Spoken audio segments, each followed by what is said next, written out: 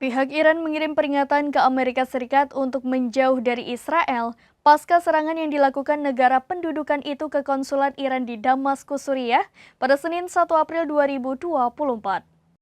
Peringatan Iran ke Amerika Serikat itu disampaikan seorang pejabat Iran, ajudan Presiden Iran Mohammad Jamshidi, melalui unggahan di X pada Jumat 5 April 2024.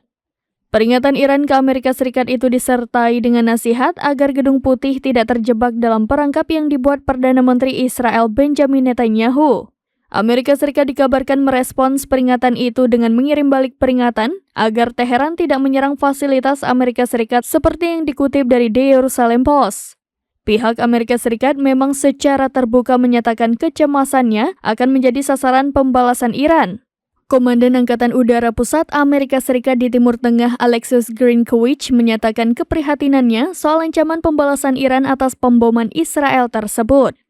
Grinkewich menyiratkan dari apa yang digaungkan Iran, Amerika Serikat akan terkena imbas pembalasan yang dilakukan Iran terhadap Israel.